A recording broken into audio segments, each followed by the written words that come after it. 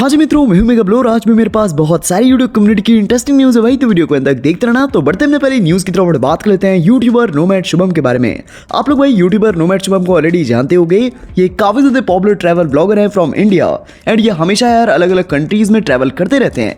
तो होता क्या है कि अभी यार वो अपने चैनल के ऊपर में एक सीरीज चला रहे हैं, रशिया सीरीज करके। मतलब क्या यार वो रशिया के अंदर ट्रैवल कर रहे हैं, ऑल्सो रशिया को पूरे अच्छे तरीके से भाई एक्सप्लोर कर रहे हैं।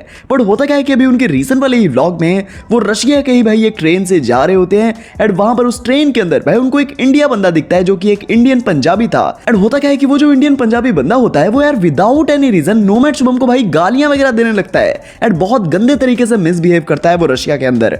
क्या कुछ हुआ था भाई, उस चीज को शेयर किया नोमैड शुभम ने अपने व्लॉग में, देखिए आप लोग। तो मुझे ट्रेन काइंड ऑफ ठीक ठाक काफ़ी पसंद आई।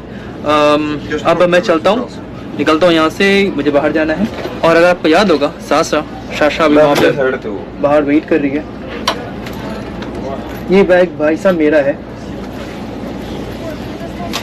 ये बैग मेरा है। पर तेरे असली ਚੱਕ ਲਿਆ क्या असली ਚੱਕ ਲਿਆ क्या बोल रहे हो भाई? हिंदी आउंदी है। हाँ, हिंदी असली ਚੱਕ के ले गए, क्या ਚੱਕ के ले गए असली की। मुझे क्या पता भाई, कौन ले हाँ। गया? क्यों भैन दी चोर तो नहीं फिरते असली। क्या बोल रहे भाई, समझ नहीं आ रहा। हिंदी बोलो, मुझे पंजाबी इतनी समझ में नहीं आ रहा। ना तू बना वीडियो जेडी बनाउना है तू, असली चोर तो नहीं फिरते हैगे। भैन दी बुद्धि साडे जुड़दा समान दे विच भाई समझ नहीं आ रहा क्या बोल रहे हो आप? आ समझ तैनू एक मिनट च भी चापड़े पैन लग गए। भाई सब समझ नहीं आ रहा क्या बोल रही है। मैंने ही कहा ये सिर्फ मेरा बैग है बस। समझ तैनू तो एक मिनट च मैं लिया देना है। चाके भैन दी फुद्दी है फोन चके तू कहते ना ब्लॉग मैं करता कि तेरी मां का कर दो तू। पता नहीं भाई, ये महंगा करता है। आला चला चला चला चला चला चला। नहीं बंद है बताओ। बंद है कि चला तू नहीं चलाता ये भाई सिरे दा चला तू चला। नहीं चाहिए भाई। की करता है। एक बहुत ही बुरा एक्सपीरियंस था मेरे साथ जाते जाते, और ये बुरा एक्सपीरियंस किसी रशियन ने नहीं दिया मुझे, बल्कि एक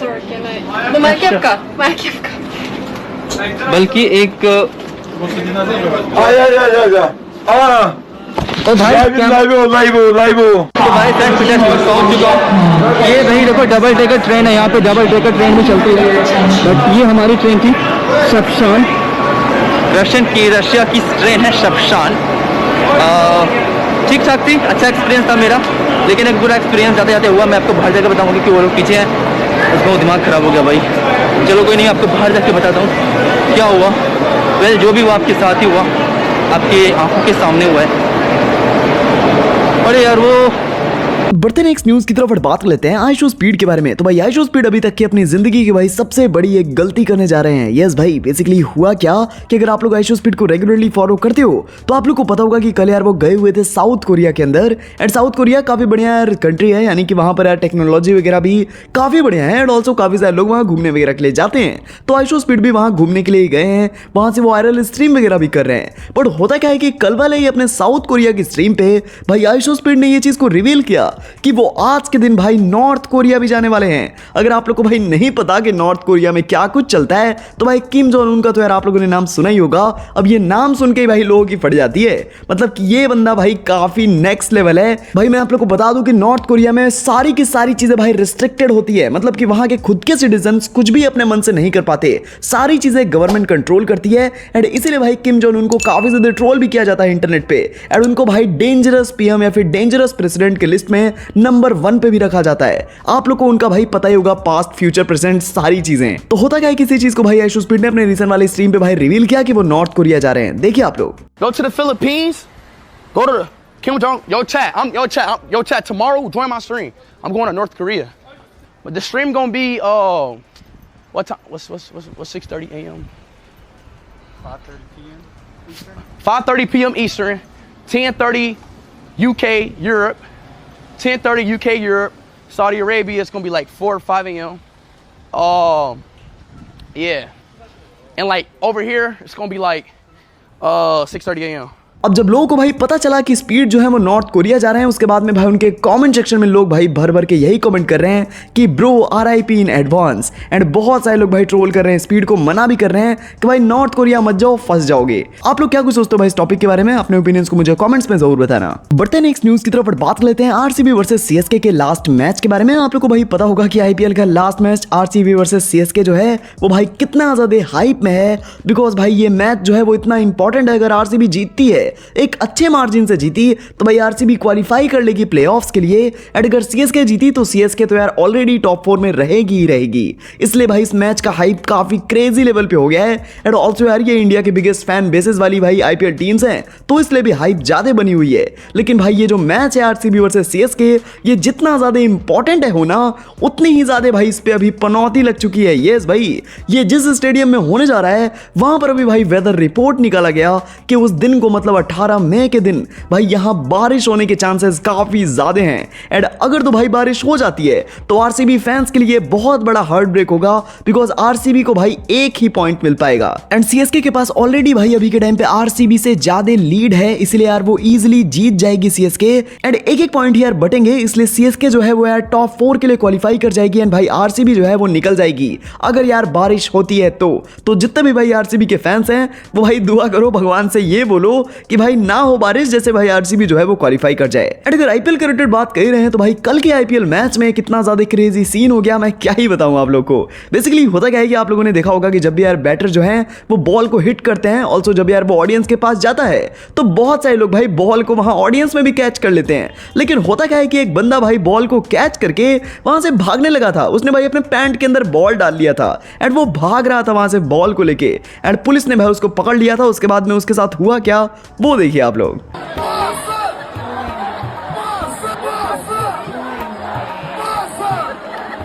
बाकी भाई आप लोग के क्या कुछ रिएक्शन है कि इस बंदे को भाई ऐसा ट्रीट करना चाहिए था या फिर ऐसे ट्रीट नहीं करना चाहिए था? अपने ओपिनियंस को कमेंट्स में जरूर बताना। बढ़ते नेक्स्ट न्यूज की तरफ बात कर लेते हैं मैक्सटन के बारे में। तो भाई मैक्सटन को आया मालदीव्स गवर्नमेंट के साइड से भाई विजिट करने का इन्विटेशन एंड ऑल्सो उनके टूरिज्म को प्रमोट करने का इन्विटेशन। आप लोग को पता होगा आज से कुछ महीने पहले अभी इंडिया एंड मालदीव्स के गवर्नमेंट के बीच में एक कॉन्ट्रोवर्सी हो गई थी, जिसके बाद में भाई मालदीव्स को बहुत ज्यादा घाटा लगा, बिकॉज इंडियंस भाई अब मालदीव्स जाना छोड़ दिए हैं, बिकॉज मालदीव्स एक गद्दार देश है। तो इसी के रिलेटेड यार बात करते हुए जो मैक्सटन है उन्होंने एक ट्वीट किया था, उसी लेटर को शेयर करते हुए जो मालदीव्स के गवर्नमेंट ने उनको भेजा है। उन्होंने कहा Maldives government just invited me in Maldives to promote it, do they think I can outshine Narendra Modi influence. बाकी आप लोग का क्या रिएक्शन है भाई इस ट्वीट के ऊपर? मुझे अपने ओपिनियंस को आप लोग कमेंट्स में जरूर बताना। एंड ऑल्सो अगर मैक्सटन के रिलेटेड बात कर रहे हैं तो भाई एक फैन ने मैक्सटन को रोस्ट करना चाहा। बेसिकली हुआ क्या कि मैक्सटन ने एक ट्वीट कर दिया था बीजेपी के रिलेटेड, जिसमें उन्होंने कहा only BJP can fix West Bengal. आप लोग को पता होगा कि जो वेस्ट बंगाल की सीएम है ममता बनर्जी, उनके साथ काफी कंट्रोवर्सी चलती रहती है, वो काफी कंट्रोवर्शियल फीमेल है। इसके वजह से भाई यार बोल रहे थे मैक्सटन की बीजेपी को ही आना चाहिए वेस्ट बंगाल के अंदर। तो होता क्या है कि इसी के नीचे एक बंदे ने यार मैक्सटन को रिप्लाई किया, जिसमें वो कहते हैं ओनली थप्पड़ can do your 1 million again on Insta. जिसमें मैक्सटन ने रिप्लाई करते हैं उस बंदे का, जिसमें वो कहते हैं बस कर भाई, सेम जोक 10 दिन से मार रहा है तू। ऑल्सो एक बंदा यार और भी मैक्सटन को यार रोस्ट करना चाहा, जिसमें वो लिखता है असर दिख रहा है तेरे थप्पड़ का अब भी। जिसमें मैक्सटन रिप्लाई करते हैं, वो कहते हैं सच बोल रहा हूं इसलिए मिर्ची लग गई क्या। ऑल्सो एक और भी ट्विटर यूजर ने यार मैक्सटन को रिप्लाई किया उसी ट्वीट के नीचे, जिसमें वो कहता है only Elvish can fix you. बाकी क्या कुछ सोचते हो भाई आप लोग इसके बारे में? मुझे अपने ओपिनियंस को कमेंट्स में जरूर बताना। बढ़ते नेक्स्ट न्यूज की तरफ बात कर लेते हैं ध्रुव राठी के बारे में। आप लोगों ने भाई देखा होगा कि ध्रुव राठी ने इस पास्ट डेज में यार नरेंद्र मोदी जी और ऑल्सो बीजेपी को काफी ज्यादा एक्सपोज किया है। और ऑल्सो जो ध्रुव राठी है वो नरेंद्र मोदी जी के बारे में तो यार काफी बार बात करते रहते हैं, ऑल्सो उनको एक्सपोज वगैरह करते रहते हैं। बट वो ऐसी पार्टीज जैसे कि कांग्रेस या फिर यार आपके केजरीवाल को कभी भी यार उनके बारे में कुछ भी नहीं बोलते। एंड लोगों के यानी कि ऑडियंस के यही वाले यार पॉइंट होते हैं ध्रुव राठी के रिलेटेड कि अगर तुम मोदी के बारे में कुछ बोल रहे हो, मोदी की अगर रियलिटी दिखा रहे हो, उसको एक्सपोज कर रहे हो, तो ऐसा है नहीं कि बाकी के अदर जो पॉलिटिशियन है वो दूध के धुले हैं, बल्कि सारे के सारे लोग ही करप्शन में यार कहीं ना कहीं होते ही हैं। तो होता क्या है कि एक यूट्यूबर है by the name of Nitish Rajput, जिन्हें ऑलरेडी यार आप लोग जानते होंगे। इनका भी कंटेंट यार सेम ध्रुव राठी की तरह है, लेकिन नीतीश राजपूत को इस चीज के लिए बहुत ज्यादा एप्रिसिएशन मिलता है कि वो सिर्फ यार किसी एक पार्टी के पीछे नहीं, बल्कि वो सारी पार्टियों के पीछे पड़े रहते हैं। चाहे वो आप हो, चाहे वो नरेंद्र मोदी जी की बीजेपी हो, चाहे चाहे यार वो कांग्रेस हो, वो सबको एक्सपोज करते हैं। तो होता क्या है कि नीतीश राजपूत ने कल ही अपने चैनल पे एक वीडियो अपलोड किया जहां पर उन्होंने भाई आप यानी कि केजरीवाल को काफी गंदा एक्सपोज कर दिया। उन्होंने क्या कुछ कहा था उस रील में, देखिए आप लोग। जब आम आदमी पार्टी 26 नवंबर 2012 को आई थी तो ये लोग परिवारवाद के खिलाफ थे। तो इन्होंने अपनी पार्टी के कॉन्स्टिट्यूशन में एक चीज ऐड कर दी थी कि इनकी पार्टी का कोई भी ऑफिस बेयरर जो होगा उसका वर्किंग टर्म 3 साल तक का ही होगा और 2 बार से ज्यादा कोई भी किसी पोस्ट पे नहीं रह सकता। तो 2012 में अरविंद केजरीवाल को नेशनल कन्वेयर चुना गया था जो पार्टी की सबसे हाईएस्ट पोस्ट होती है और अरविंद केजरीवाल की जो ऑफिशियल डेट थी वो थी अप्रैल 2013। तो अब रूल के हिसाब से 2016 में इनका पहला टर्म खत्म हुआ और फिर 2019 में इनका दूसरा टर्म खत्म हुआ। इन्होंने अपना टर्म 1 साल के लिए और बढ़ा के अप्रैल 2020 तक कर लिया और जब इसके बाद रिपोर्टर्स इनके पीछे पड़ गए तो इन्होंने बताया कि 2019 में इलेक्शन है, इसके लिए इनको ये चीज करनी पड़ी। अब इसके बाद साल 2020 आता है और जो टर्म था इनका वो फिर से खत्म होने वाला था, तो इस टर्म को दोबारा से बढ़ा के 2021 कर दिया गया। अब इसके बाद फिर से मीडिया ने पूछा तो इन्होंने बताया कि कोविड की वजह से ये चीज करनी पड़ी है और साल 2021 आता है। आम आदमी पार्टी ने इस पर्टिकुलर टाइम पे अपना कॉन्स्टिट्यूशन ही चेंज कर दिया। अगर आप आम आदमी पार्टी का पुराना और नया कॉन्स्टिट्यूशन कंपेयर करोगे तो जो टेन्योर वाला सेक्शन है वो गायब कर दिया गया। ये पुराना कॉन्स्टिट्यूशन है, इसमें से ये term of the office bearer वाला जो सेक्शन है इसको हटा दिया गया है। नए कॉन्स्टिट्यूशन वाले पेज में अगर आप देखोगे तो ये सेक्शन हटा दिया गया।